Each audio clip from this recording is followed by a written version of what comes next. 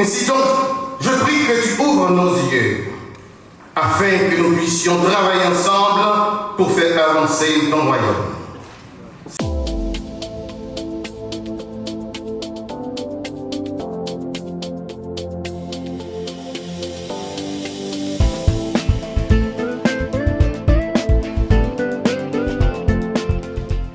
Je suis le révérend Dr Daniel Auguste, pasteur et fondateur de l'Église baptiste Pied-Angulaire de Boston à Fitchburg, Massachusetts. Je suis un membre de la Fédération des Églises protestantes haïtiennes d'Outre-mer il y a environ 1 an. Mais à part de ces 2 ministères, je suis un chaplain, un aumônier professionnel.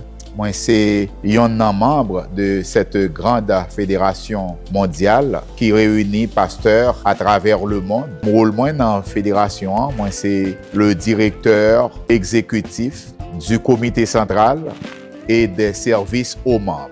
Structure ça, la vision sortie à partir des crises sur crises haïtiennes, des crises chaotiques haïtiennes, des crises politiques, sociales, économiques. Et nous, comme pasteurs, Haïti besoin de l'autre voix, de capable d'une voix prophétique, d'une voix de leadership, d'une voix capable, d'une voix transformatrice, qui est capable de faire une différence sur le terrain en faveur de la communauté haïtienne. C'est surtout à la lumière des problèmes auxquels le peuple haïtien est confronté en Haïti qui fait le bishop Phileus Nicolas, le pasteur fondateur de l'église Pécheur d'Homme, Vinia Vision. Et c'est comme ça presque 3 ans de cela. Nous existé, nous toujours en structuration. N'a structuré. En fait, Vision Vini, c'est pour nous, est-ce que si nous, tous Haïtiens mettent ensemble, comme pasteurs, comme l'Église, autant d'Haïtiens et l'Église qui peut être capable et faire faisceau, faire unité, ça, pour nous, ça, nous sommes capables de faire pour Haïti, comme pays. Et il y a un pile bagaille si nous mettons ensemble à partir de Vision, ça, à partir de l'institution, ça. Il y a un pile bagaille que nous sommes capables de faire pour le pays. Nous pensons que, premièrement, toute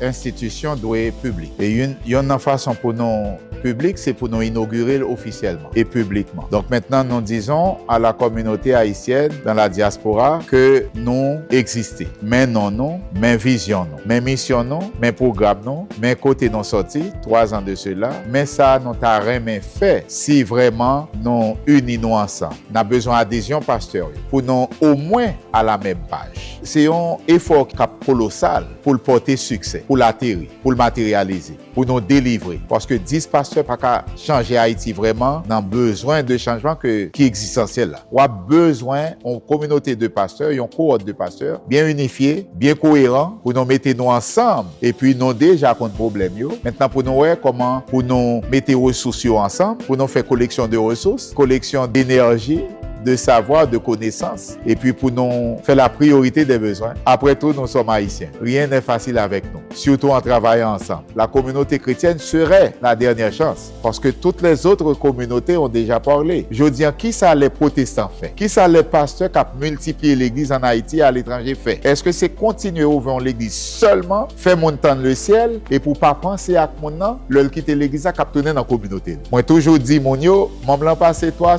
temps par semaine dans l'église. Qui ça vous fait arrêter temps yo? Maintenant, nous devons suivre comme pasteur et leader, comme mon bon Dieu relais, suivre mon yoto dans la communauté yo, pour nous les gens y vivre. Pas comme si pour aller tout ça au besoin, mais pour vous un yeux sous communauté.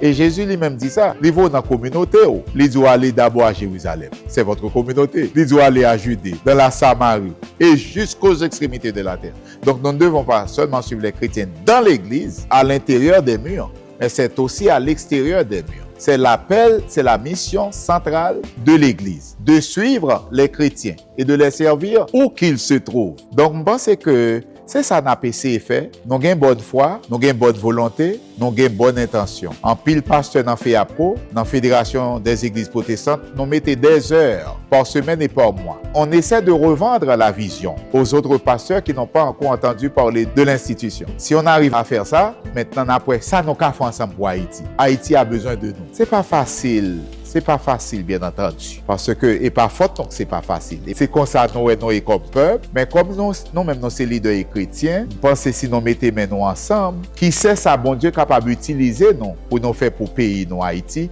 qui vraiment besoin d'une intervention, non seulement directe divine, mais aussi une intervention directe humaine. Parce que Dieu toujours se sert de ses serviteurs pour intervenir. Il était utilisé des prophètes, des apôtres, de la femme Sunamite, de la femme de Sarepta. Mais Dieu veut se servir aussi de nous pour le faire en intervention en Haïti. Qui sait?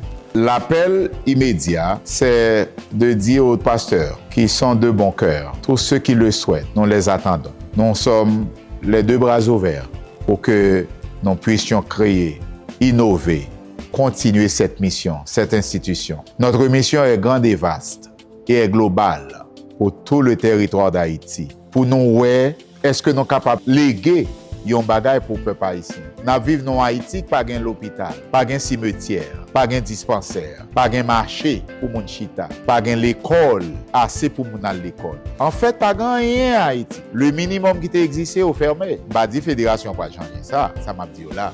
Mais c'est pour vous dire combien le problème est grave. Donc, si un problème est très grave, et si personne ne fait rien, comment peut-on continuer à dire que le problème est grave et on ne fait rien du tout pour diminuer? Donc, c'est un problème qui est extrêmement grave. Pour que aucun peuple dans l'histoire qui ait un problème que nous gagnons aujourd'hui. Parce que les opposants farouches et les ennemis d'Haïti sont nombreux. Ils sont légions, ils sont voisins. Mais le premier problème, le premier ennemi, le premier ennemi, c'est le peuple lui-même. Ce sont les leaders et la classe bourgeoise, l'élite. Donc nous avons ce premier ennemi et puis nous avons tout genre de problèmes. Donc il faut que nous fassions quelque chose. Et ce quelque chose, nous l'avons déjà commencé. C'est voir dans quelle mesure, avoir une vision comme celle que nous avons.